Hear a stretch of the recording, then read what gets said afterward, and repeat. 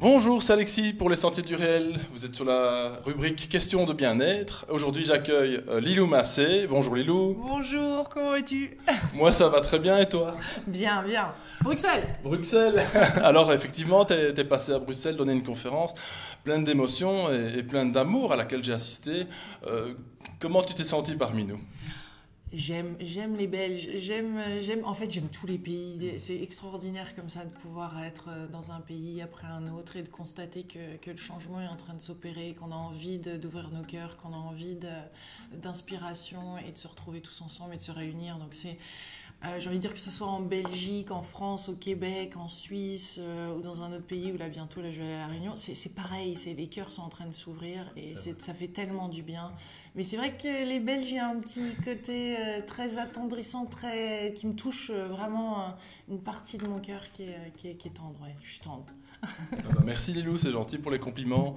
Alors en fait, effectivement, comme tu l'as dit, tu parcours le monde. Alors tu as déjà plus de 3000 vidéos à ton actif, dont énormément d'interviews. Comment choisis-tu les thèmes? Est-ce que tu te bases c'est à l'intuition ou est-ce que tu te bases sur la notoriété des intervenants? Ouais, alors c'est plus sur ce sentiment que la personne en fait est en train de mettre en pratique ce dont elle parle ou qu'elle est en train de vivre un changement. Par exemple, quelqu'un qui a fait un burn-out et après qui s'est complètement réalisé ou qui a traversé une maladie et qui a compris certaines clés, qui a envie de partager certaines peut-être peurs qu'elle avait ressenties avant, certaines choses qu'elle a lâchées pour se permettre peut-être même de s'auto-guérir ou des méthodes. Enfin, maintenant, peu importe. Au début, oui, j'avais tendance à vouloir interviewer simplement des auteurs très connus aux États-Unis, mais maintenant, c'est plus sur cette. Je pense qu'on est tous en train de vivre un véritable changement et je pense que c'est tellement beau à voir et à partager que c'est énormément d'intuition en effet. Je suis mon intuition, un ressenti, un timing aussi, des synchronicités. Je regarde la manière dont les choses se font et j'aime bien que ça se fasse naturellement, tu vois, quand j'ai plus envie de défoncer des portes fermées. Si la personne super connue, j'essaye et ça se fait pas, non. Exactement. Alors tu rayonnes, visiblement la magie opère toujours après autant d'années comme ça. Quel est ton secret? Non, c'est vrai que je me sens de plus en plus heureuse, de plus en plus, je peux dire, bien dans mes baskets. Plus j'apprends à m'aimer, plus les choses se mettent en place plus naturellement. Ça ne veut pas dire qu'il n'y a pas des coups durs, mais et puis même je peux le voir des fois en conférence comme à Bruxelles, un petit peu moins à l'aise, des choses peut-être des choses qui se mettent en place qui sont un petit peu différentes de d'habitude, où tu vois, où il y a un défi juste avant, la salle elle se libère que 30 minutes plus tard, c'était pas prévu, des choses. On a tous nos challenges et après c'est comment je vais être face à ces challenges-là, simplement s'accepter, c'est-à-dire laisser la beauté rentrer malgré cette souffrance, comme disait hier Marc Nepo dans le film L'infinie puissance du cœur que j'adore, c'est ça, c'est même s'il y a une situation qui n'est pas facile à traverser, même s'il y a ce défi ou ce challenge, est-ce que je vais quand même m'accompagner dans la douceur, dans l'amour et je vais dire ok, tout va bien, il n'y a pas de souci. Et là, il y a quand même quelque chose qui passe. C'est-à-dire, au lieu de tout arrêter, tout bloquer, ou comme je pouvais le faire avant, dire non, c'est bon, c'est pas pour moi, quand même le traverser, quand même être là et s'offrir ce cadeau-là et être humain finalement dans cette non-perfection, on peut dire. Et c'est tout à fait cool et ça fait du bien de se voir comme ça, sous ces angles-là, plutôt que ce qu'on voit à la télé, où tout est parfait, où tout est aseptisé. Ouais, Ouais, c'est ça, voilà. Alors tu es l'auteur de 3 ouvrages, j'ai perdu mon job et ça me plaît et je confirme. Euh, je n'ai pas d'argent et ça me plaît et je n'ai pas de religion et ça me plaît.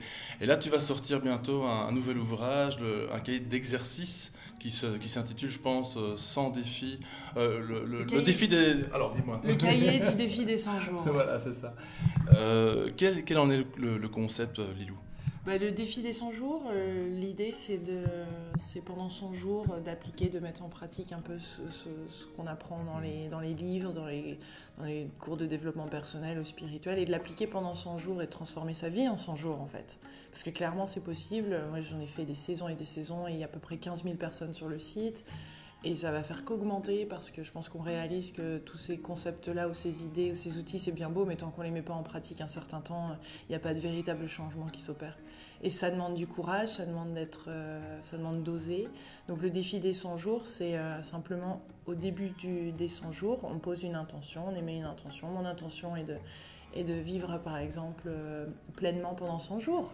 C'est génial. Alors je vais découvrir ce que ça veut dire. Qu'est-ce que ça veut dire vivre pleinement? Qu'est-ce que ça veut dire pour moi être heureuse? Qu'est-ce que ça veut dire peut-être une saison, moi c'était d'attirer l'homme de ma vie. Donc tiens, je reste dans ce questionnement et je vis des moments comme ça un petit peu qui me paraissent magiques parce que c'est le contexte dans lequel j'évolue et d'un seul coup, paf, comme par hasard, il y a quelqu'un qui me parle d'un bouquin qui est exactement peut-être l'info que j'avais besoin à ce moment-là pour ouvrir une nouvelle porte et lâcher une fois de plus parce que je pense qu'on a le droit de lâcher certaines idées qu'on avait, même de nous-mêmes, des autres, pour être de plus en plus libre à agir, à être. Et c'est tellement bon d'être plutôt que d'avoir un agenda, plutôt que de faire cette chose-là parce qu'il y aura telle chose derrière après qui va se passer. C'est bon simplement de passer d'être pleinement dans le moment présent. Et je trouve qu'après les résultats et la transformation est vraiment concrète, réelle et vient de nous, tu vois, c'est plus sur l'extérieur, c'est-à-dire que ça nous remplit et on vit une vie qui a de plus en plus de sens pour nous, pas le voisin, mais pour nous, quoi. Et ça en 100 jours, je pense qu'il y a vraiment des vrais changements qui peuvent se mettre en place. Donc c'est un cahier d'exercice avec un exercice tous les jours pour accompagner les explications sur ce qu'est le défi. C'est un peu un livre et un cahier, si tu veux. Comment démarrer un défi, comment faire face aux défis de la vie, quelles sont les origines du défi des 100 jours, comment tout ça a démarré et qu'est-ce que ça peut m'apporter. Ça aide créer des affirmations, choisir des pratiques comme ça, comme la méditation, créer un tableau de vision qui vont nous accompagner tout au long de cette transformation. Ouais.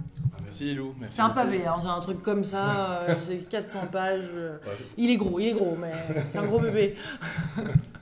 Il faut ce qu'il faut. Hein. De toute façon, je pense qu'on a beaucoup de boulot, chacun de nous ici sur Terre, et on a tous, je pense, une mission, hein, quelle qu'elle soit.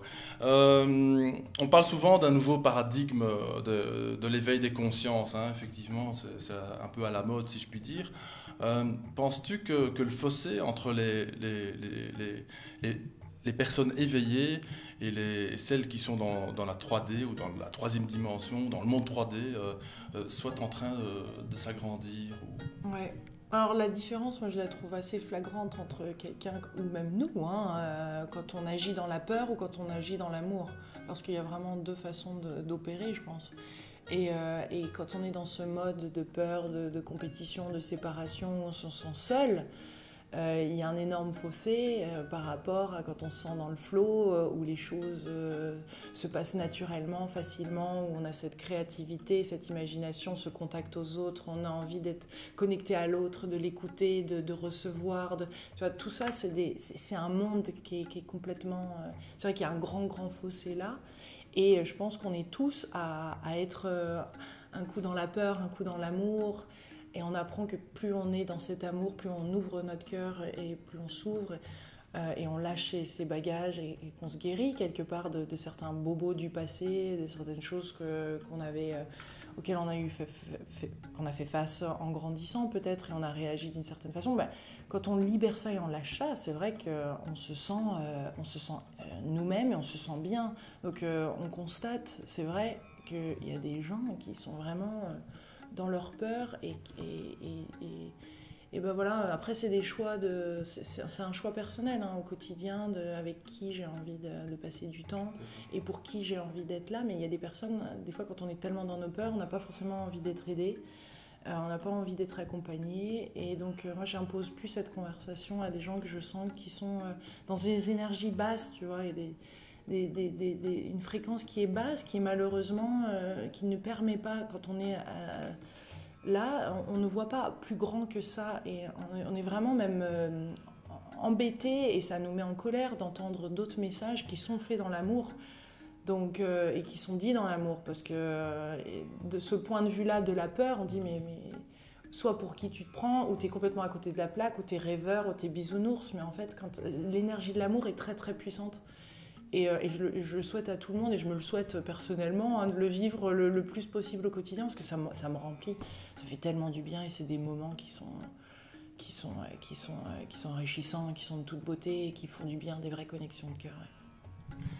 Ben oui, effectivement, je crois que c'est par soi que ça commence. Hein. Si on est mal, effectivement, on ne va pas attirer que des bonnes choses autour de nous. Alors maintenant, toute petite avant-dernière question, parce que je sais que tu es pressé aujourd'hui. Bon, enfin, bonsoir. Un petit train à prendre, mais bon, on ne va pas le rater non plus. Non. Donc, quel petit conseil donnerais-tu à un internaute ou à quelqu'un, un co-créateur, un nouveau co-créateur sur Internet? Quel petit conseil pourrais-tu lui donner, ou pourrais-tu... voilà. Ouais, mais simplement d'oser s'aventurer, d'oser aller vers l'inconnu, de faire ses pas vraiment en toute conscience, d'essayer de dire des vrais oui à la vie, et d'oser explorer quelque chose de nouveau, de sortir de votre zone de confort, et d'attendre aussi que ce soit le bon moment de sortir de cette zone de confort. Ça sert à rien de rusher, il n'y a pas d'urgence. Mais cette exploration comme ça, cette petite voix vous dit, ouais, il y a quelque chose là peut-être à regarder, bah faites-le. Super. Ouais. Et toi, par contre, Lilou, tu as, je suppose, encore plein de projets. Est-ce que tu veux un petit peu nous en parler, ou ou c'est vraiment un peu secret pour l'instant? Non, il n'y a rien de secret. Là, je suis en pleine écriture d'un livre qui s'appelle J'ai pas de mec et ça me plaît, qui est la suite des autres, puisque j'ai traversé comme ça un célibat, et en même temps cette redécouverte de soi, de qui on est, de ce qui nous rend heureuse, et d'être bien comme ça soi-même, sans forcément avoir quelqu'un, un autre partenaire. Et c'est vrai que cet amour-là déborde et ne peut que, à un moment, je pense, attirer quelqu'un qui nous corresponde vraiment, et pas pour des raisons autres. Et puis, ce qui me plaît en ce moment, c'est de faire des interviews en direct. C'est-à-dire que j'ai commencé à faire là le 26 mai, mais j'en fais une après, un peu un rendez-vous mensuel. Et en Belgique aussi, il va y en avoir, à Bruxelles. C'est-à-dire des interviews de plusieurs personnes, d'auteurs, certainement plus belges quand c'est en Belgique, par exemple, et de les faire devant un public. Et ça, c'est un grand rêve qui est en train de se réaliser, de se mettre en place. C'est loin d'être évident.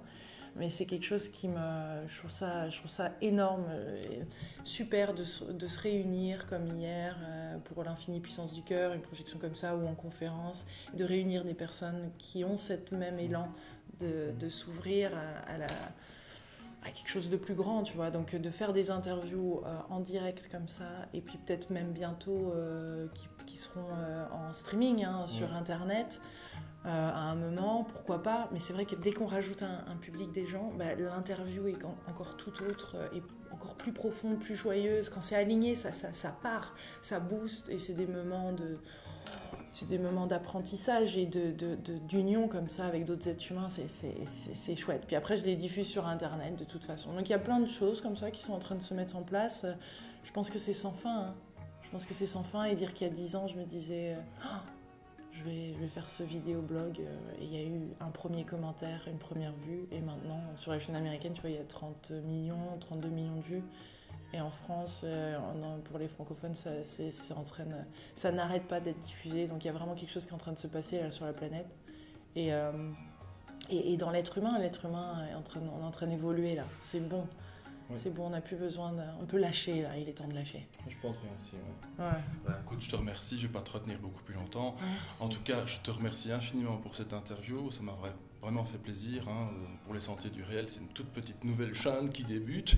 J'espère un jour qu'on aura l'occasion de se revoir. Et je te souhaite surtout que du bon, Lilou, une bonne route, un bon retour en France. Et que du bon. Franchement, continue ta route. Je crois que tu es missionné ici. Continue à nous faire rêver.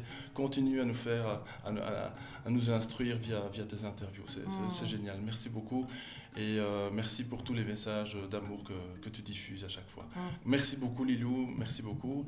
Et il n'y aura jamais assez de merci. En fait, voilà. Je crois qu'on l'a compris.